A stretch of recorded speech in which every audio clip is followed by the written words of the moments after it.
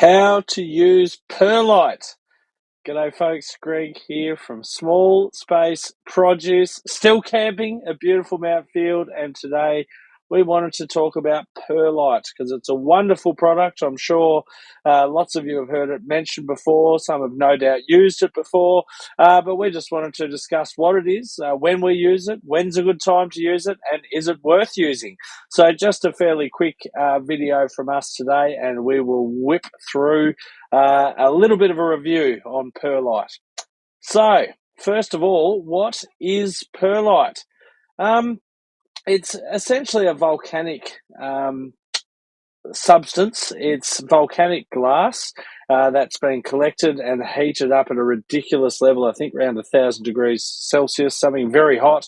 And essentially what that then does is it expands and it pops like popcorn. So it's really quite interesting stuff that when you hold it in your hand, it's really light, it's really fluffy, it's almost like holding sort of polystyrofoam or polystyrene little balls. It's this incredible white substance that's really unlike anything you've seen before. So it is a natural product that's been heated up extraordinarily, and you can buy it in most nurseries, and it's really not that hard to access. So, how do you use perlite? Well, essentially, it's used in potting mix, or it's used in soil as a bit of an additive in a variety of different situations. You will find a lot of potting mixes that you buy already will actually have perlite mixed through those, or maybe just a little bit. So depending on what your use is with that potting mix and where you plan to use it, there may be enough in there, or you may need to add some more.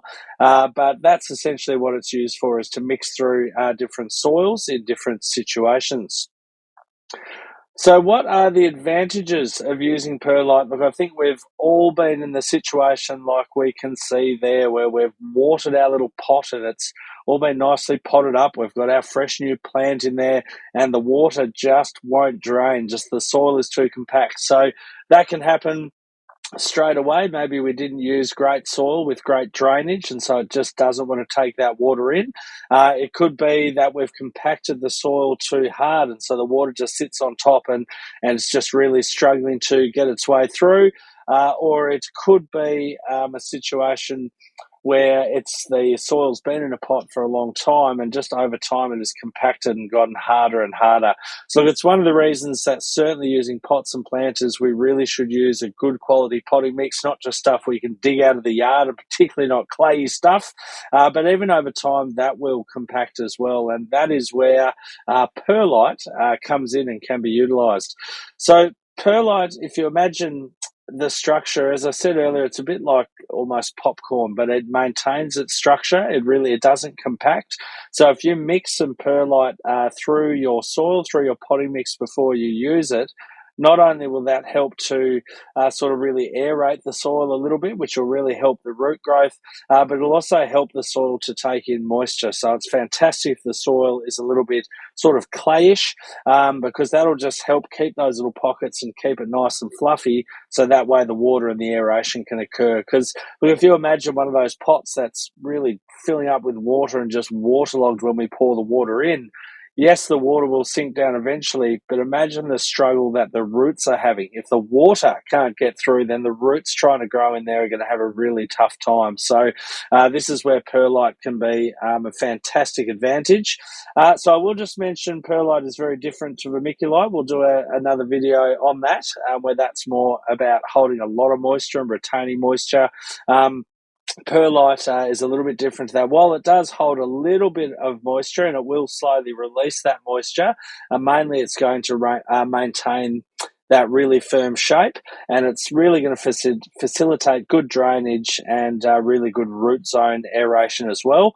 And probably worth a mention as well is it does have a neutral pH. So other things like vermiculite, for example, it can change the pH a little bit, and sometimes you have to add a few things in. But even adding manure and things like that, or using the wrong mulch on top, will change the pH level, and then you have to adjust if you're going to get really sciencey and try to create the perfect soil.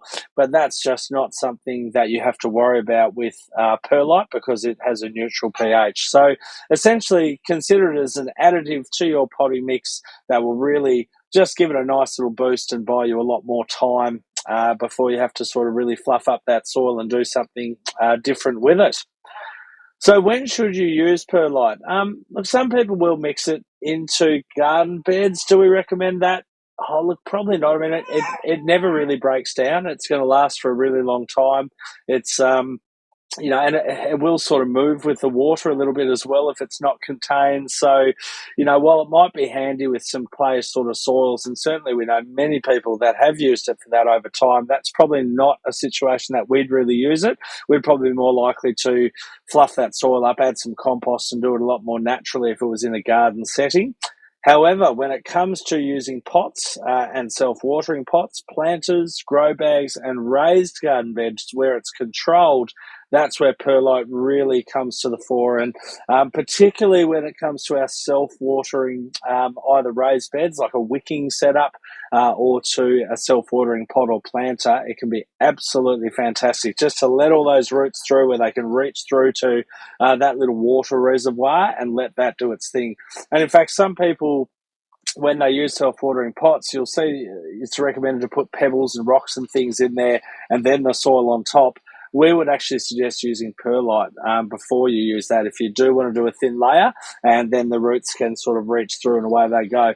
Look, for us, if we've got a bigger self-raising bed like our veggie pod, for example, which is absolutely fantastic, they've got some little deep reservoirs in the bottom. We have filled them with perlite before we've put in our soil and perlite mix, but certainly just with little pots and things like that do tend to compact over time. A bit of perlite will make a really, really big difference. And I actually quite like the way it looks as well. It gives just a little bit of texture and a little bit of colour to the soil. It looks well loved and a little bit fancy. So yeah, look, anytime you're containing your soil, the roots need good aeration, they need good water, and you need that water to flow through nicely, is a fantastic time to bring perlite in.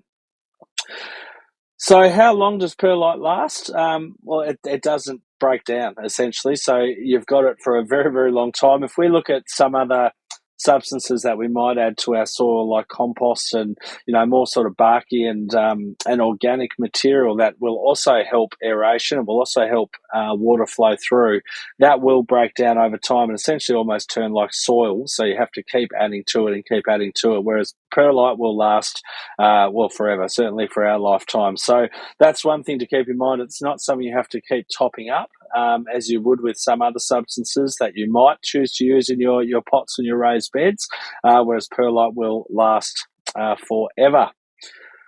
So how expensive is perlite? This is, I think everyone presumes it's going to be really expensive when they hear the process, that you've got to get the volcanic glass, heat it up, fluff it up, and then get it all ready.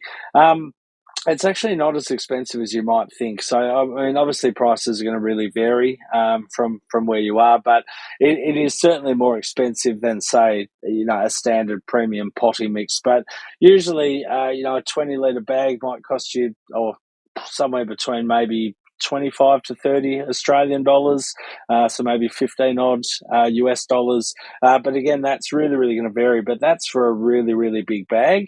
Whereas I guess if you compare that to some premium potting mixes, it's certainly, the premium potting mix will be a little cheaper, not a lot cheaper, but certainly a little cheaper. So if budget is an issue, then you might be a bit concerned about perlite being a bit more expensive. But we just want you to consider that obviously if you use some perlite, then you are going to use less potting soil as well. So it's not as expensive as you think, where you're sort of replacing one with the other, because that volume will then be taken up by the perlite, so you simply won't use as much. So we think it's certainly worth the investment, and the fact that it does last forever as well, I think is a really great addition. And, how much to use is something that's also, I suppose, open to debate. I really base it on what soil I'm mixing the perlite with. If it's already a really nice, fluffy, great quality potting mix, then I might just just add maybe a fifth perlite, I guess. But you just get a feel for it as you go along. Whereas if it's not great soil and it's more sort of loam and you're dressing it up and adding your fertilizers and your compost and that sort of thing, then I tend to use a little bit more and maybe go 1 to 4. But that is going to drain pretty quickly. So it does mean you have to water it a little bit more. Than you might if it sits in the soil for a while. But again, that's where our self-watering pots do a magnificent job because they can just drink from the reservoir when they're thirsty. And one just little safety warning, when you are dealing with perlite, it's good just to damp it down or wear a mask because it's very thin dust, which probably isn't great for you to breathe in. Certainly no risk in your pots or your garden beds or anything like that, though, so you don't need to be concerned. But just when you're first handling it, that's what we'd certainly recommend. So it's not going to break the bank, that's for sure. And we think it's a really, really valuable product to use in a variety of situations. So hopefully that answers your questions about perlite and when to use it. Feel free to ask any questions that you like as well in the comments below. We always endeavour to get back to you there. And of course, if you would like to hear a bit more about maybe vermiculite, we'll do a video on that soon and maybe compare the two together. But just our general content, we'd love you to subscribe and we'll share with you as much as we can on our little journey. So thanks so much for joining us today. This has been Greg from Small Space Produce and How to Use Perlite.